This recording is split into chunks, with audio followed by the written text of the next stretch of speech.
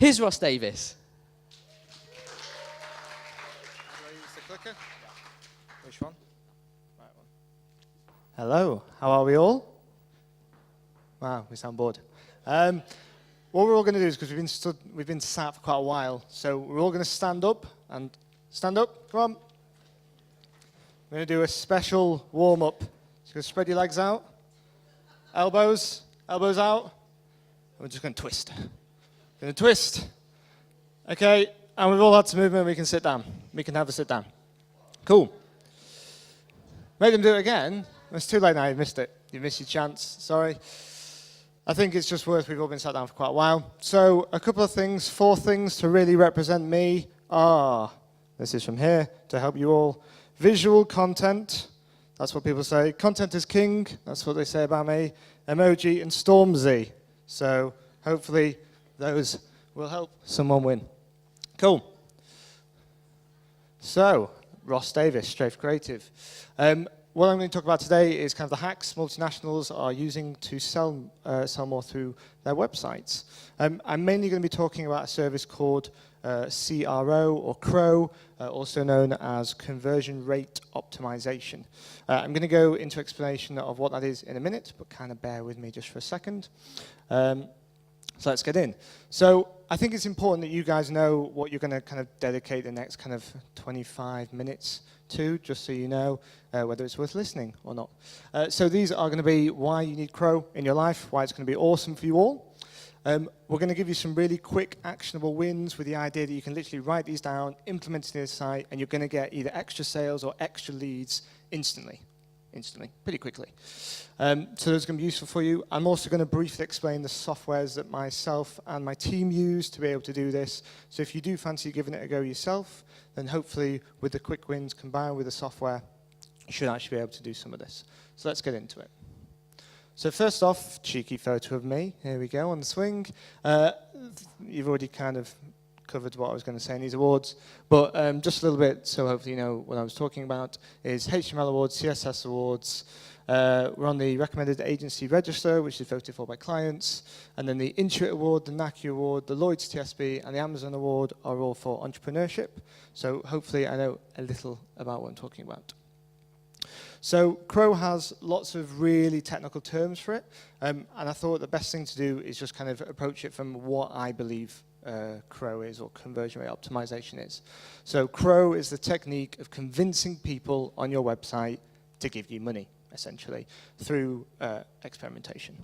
So that can be lots of different things. I'm going to give you a couple of different examples now, but I think quite a lot of what we all do in our own businesses, we worry so much about trying to get more and more traffic to our website that we forget that actually the thing that we're funneling everyone to, if that's rubbish or if that's not converting anyone, it doesn't really matter how much traffic you send to it, it's not going to convert. So this is taking a step back and really being able to try and focus on the fact that we want people to buy from you. We want to make it as easy as possible for them. Some of these are going to seem quite simple, and you'll say, well, I could have thought of that, but the likelihood is if you've not done it, then at least you can try it out today. And we're going to get into a few examples now. So we're going to start off kind of slow, and we're going to build up from there. So we're going to go with this. I'll switch over here. We've got an example on the left here. So this one's called the control, which just means the original version of it. So you can see, not that you can read that, but it says add to cart. It's a blue button. And then the treatment version of it was changed to a slightly bigger, really bold green button with rounded corners. And you can't quite read that, but I can read it on this screen down here. Is a 35% increase in conversions. So people were more likely to purchase. And the idea of this is that we're making it obvious what we want that user to do. We're making it stand out. We're giving it some contrast. And because of that, they're more likely to do it.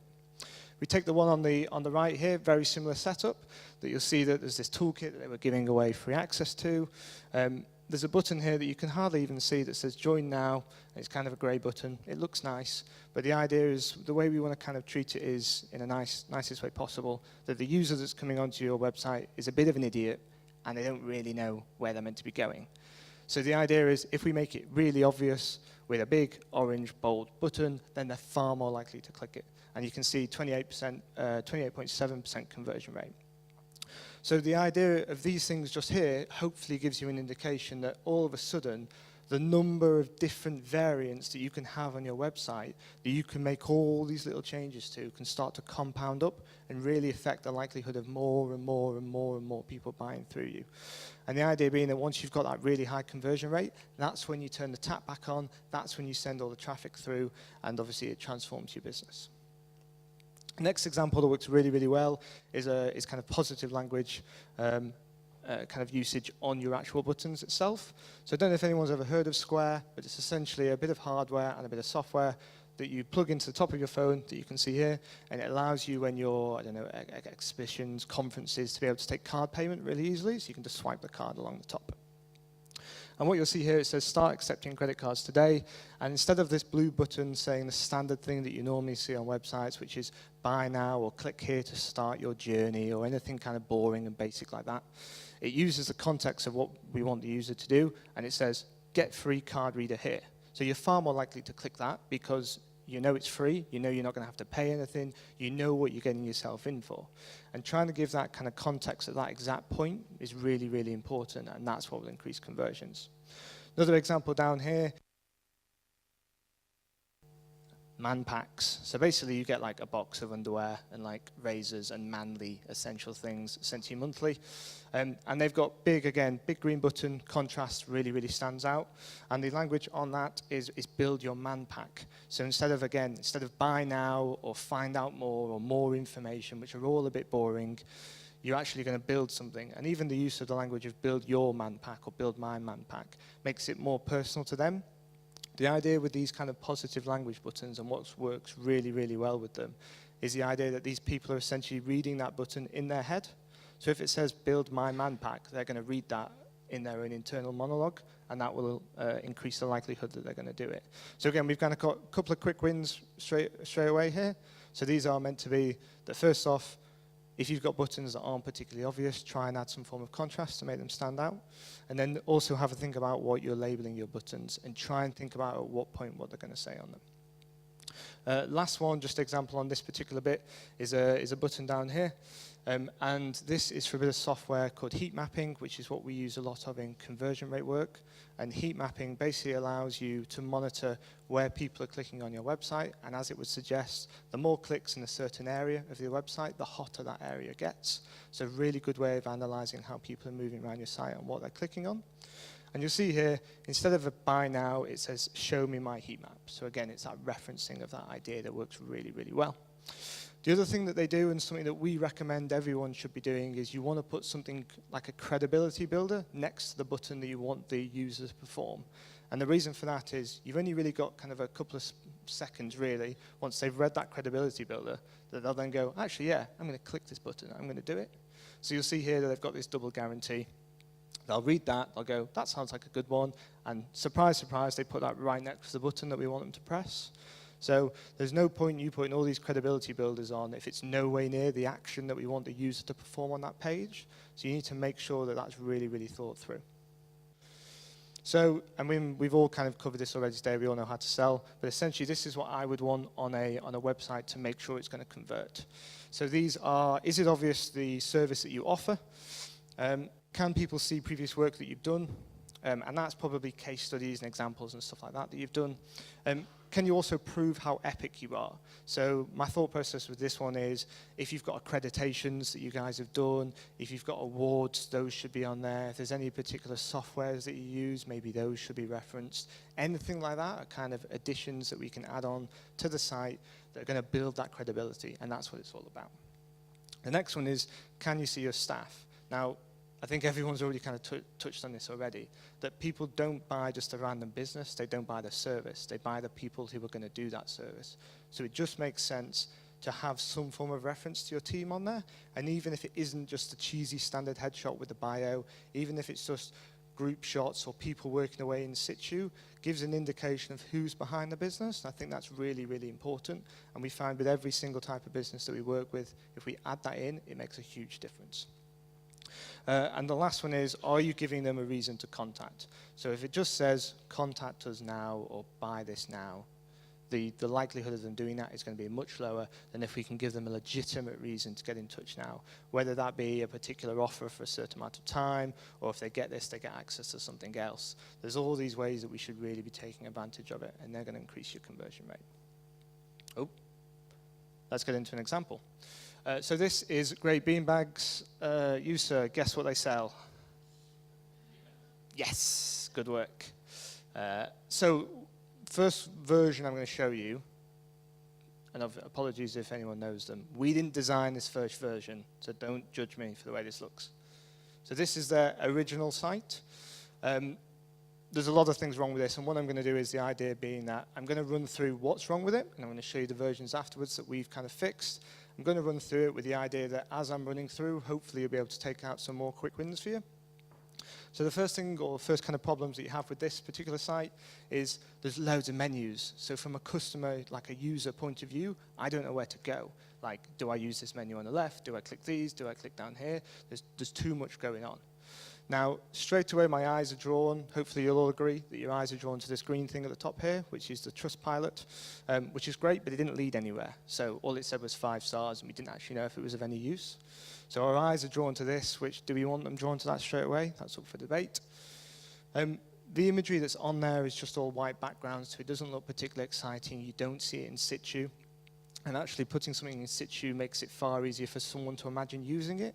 When you're forcing a user to use imagination instead, it's a lot harder for them to get an idea of how that could potentially look in their house, for example. So we're always trying to ensure they have them in situ.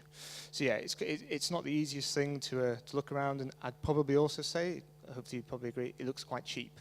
So their actual beanbags themselves weren't cheap. They were like over £200 per beanbag. So because of that, when you go on that site, you would presume they're cheaper. So a couple of things that we would always do when we first start on any kind of conversion work is we basically ask them the question. So just before they go to leave, you can use the software that I'm going to explain to you in a little bit, where you can ask them a question, and what it will do is it uses this exit technology, as they call it. But as you go to leave the browser and press the back button, it will pop up a little question, and we always ask that same question, which is, why didn't you buy from us today? It's as simple as that. It will work for any industry. It will give you really, really good feedback, and that's definitely one that I would recommend. So here's a really small snapshot of type of things that we got back. So we got price, or too expensive. We got that they were worried about how they were made. They were worried that they were just a reseller for China, so that's why they were kind of shipping them over and then reselling them on. There was some confusion over the cubic feet and size for top-up. So top-up was their term for kind of the beads inside a bag. There was also some confusion over the overall sizing of the bags. And then there's less important ones at the bottom. So waiting for Black Friday, and then someone making a joke of my bank balance. So the top one's a really important one for me. And I would always say, if the argument is, or if someone says, we're too expensive, it's because you've not shown the value that you guys can give. So we're not getting across the message of why you guys are that price. And there's a couple of things that we saw before. So, the overall original site looked cheap. It didn't necessarily represent what they were. It didn't explain how they were made. It didn't explain that everything was handmade. And that's what we really wanted to get across. So here's a couple of the implemented solutions that we added into their site. And these are just kind of screenshotty bits. But we started to talk about how all the fabrics were sourced, the fact that everything was kind of handmade, everything's manufactured in the UK. We also had a video done, which actually showed from like order going through, it showed that everything was made. It showed they've got this awesome room that's like, I don't know, like the size of this. It's massive. And it's just full of those little tiny beads, and you can go inside it, but you have to wear a mask, because otherwise you might suffocate. But it showed all those sort of things. We also added in their Trustpilot. So what they had before is they just had that little kind of green thing that had the 5 stars, but no one could actually read them. Whereas now every single product page has its own reviews. So all of a sudden, if you can see, right, that beanbag's £200, but 2,000 people have bought it, and they've all rated it 5 stars, you're far more likely to purchase it. This one on the right was kind of a learning curve that we had.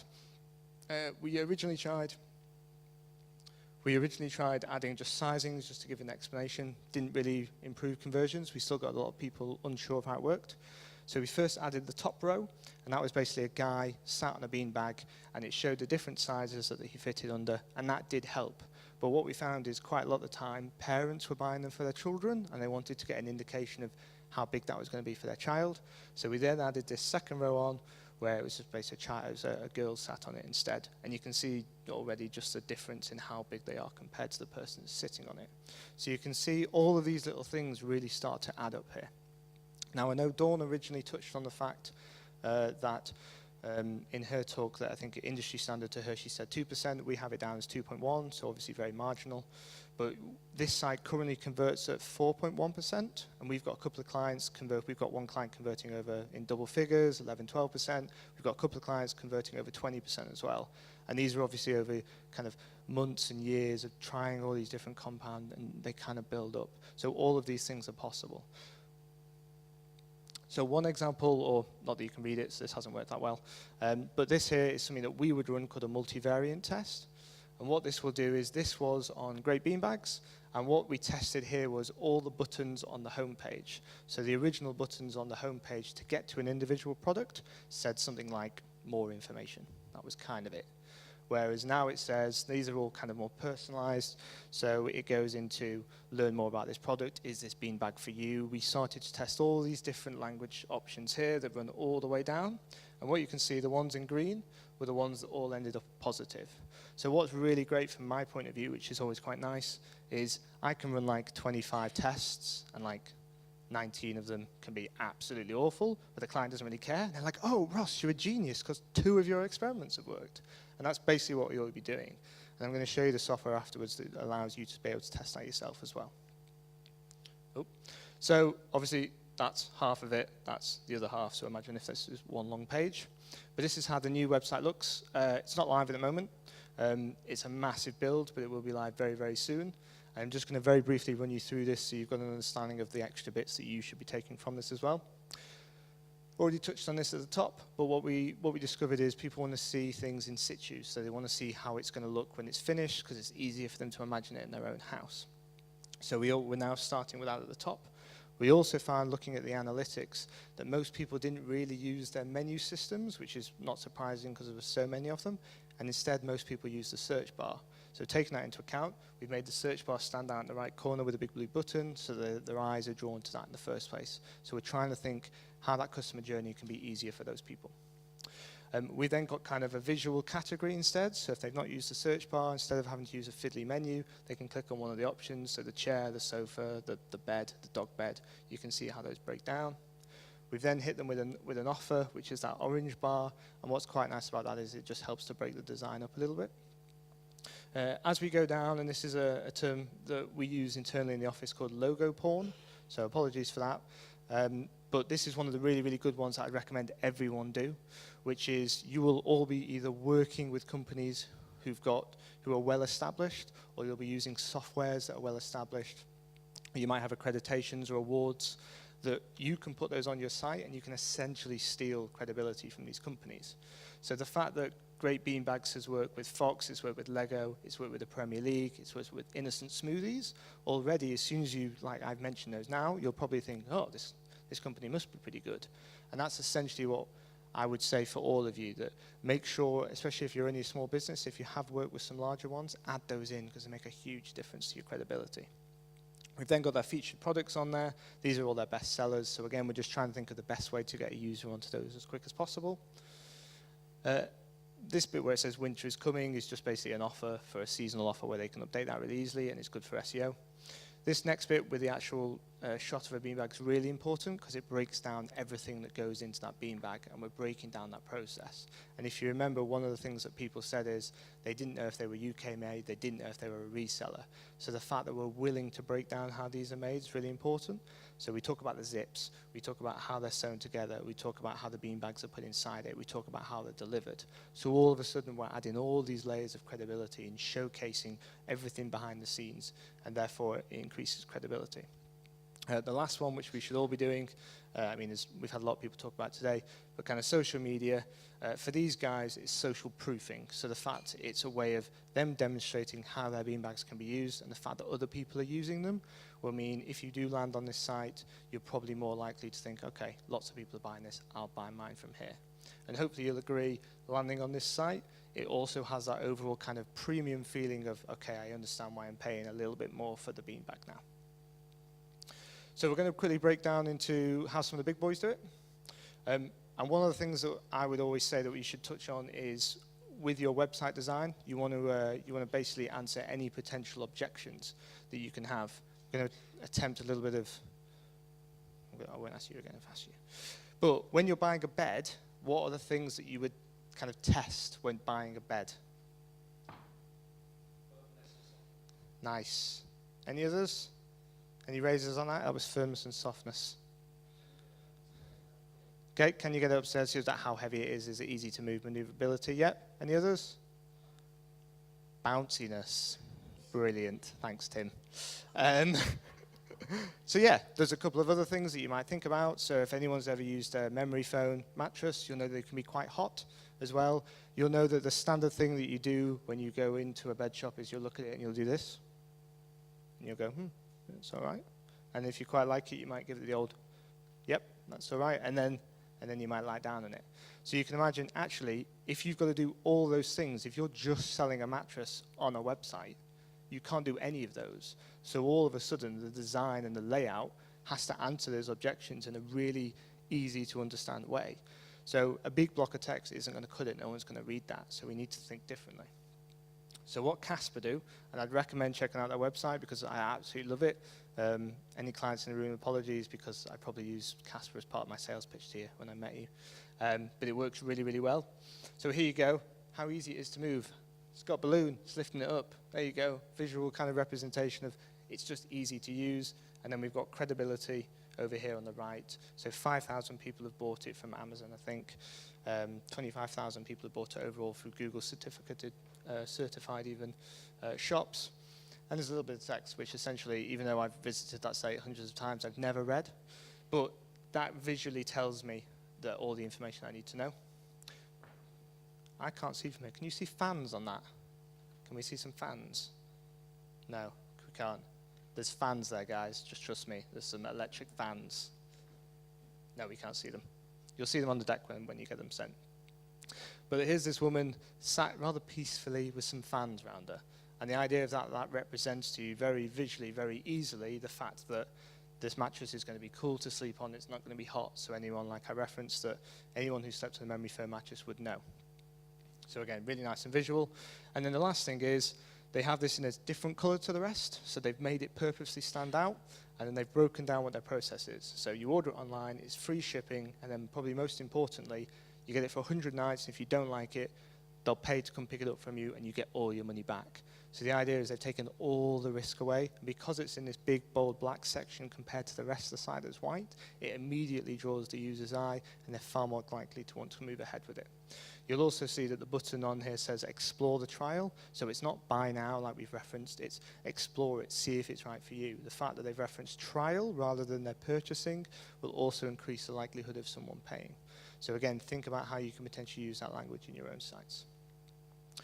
Next one is Infusionsoft, big CRM system. Apologies, there's a CRM company over there now. Sorry about that.